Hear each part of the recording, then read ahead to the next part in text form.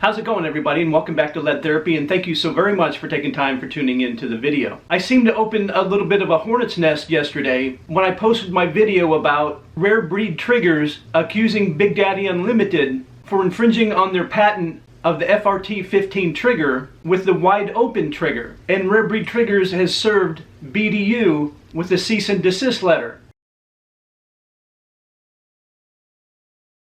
Let's look at it this way. If you personally spent thousands or tens of thousands of hours and months and even years on research and development of that product, and tens or even hundreds of thousands of dollars doing this research, and then spending hundreds of thousands of dollars on product and manpower and machinery to make that product, and your product has a patent, and somebody comes along and makes a product very similar to yours that you think has infringed on your patent, wouldn't you be a little bit pissed off? Wouldn't you want to serve them with a cease and desist order?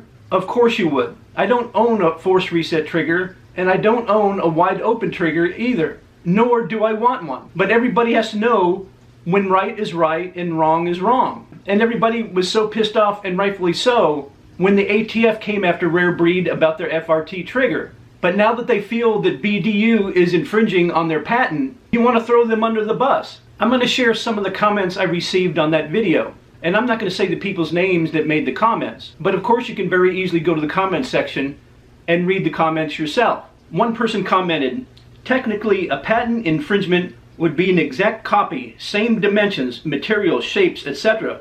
If it's just a little bit different design, it can have its own patent." I guess this person didn't watch the video close enough, or wasn't listening at the time when Mr. DeMonico said somebody else's product doesn't have to look exactly the same. It's the inner workings and the mechanics on the inside. The next person had to leave 3 different comments about this subject. The first one is, "So if Ruger started making an MP5 for 1/3 of the cost, and even better, you wouldn't buy it because H&K is hangry for more money." I don't know for sure, but does HK actually have a patent on their MP5? Because there's a lot of clones out there being sold. Another comment from that person is, "I don't see Ford, GMC, and Dodge fighting over rights to make a truck type car." And once again, maybe because they don't have a patent. Let's say one of those vehicle manufacturers came up with a new type of carburetor, or a vehicle that doesn't use a carburetor at all, or not electric, comes up with something unbelievably new and innovative. And of course they have a patent on that product. Let's say it was Ford that came up with that, and then Dodge went and infringed on your patent and started putting it in their vehicles.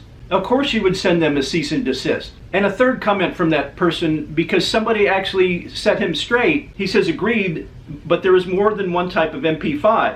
And then he goes on to say, he says he hasn't even looked at it yet. It's a drop-in trigger. They all have the same profile. Like I said earlier, it doesn't matter the looks of it. It could look the same, it could look different. But if they are infringing on the patent, on the internals, that they took their time and effort and their money in research and development to make that product and have a patent on it, you cannot infringe on their patent, no matter how shitty their product is. Like I said earlier, if somebody was infringing on your patent, you would do the same thing, and you know it. Somebody also made a comment that they also talked about how crappy the FRT trigger is and how much better the WOT trigger is.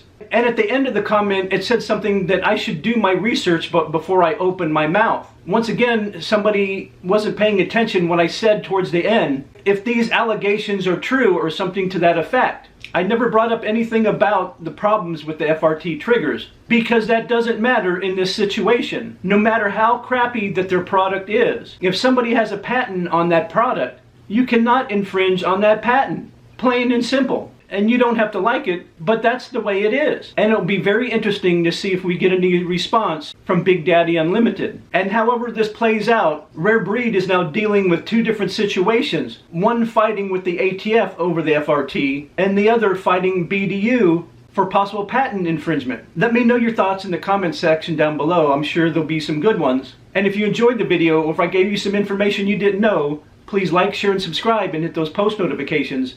And I will see you in the next video.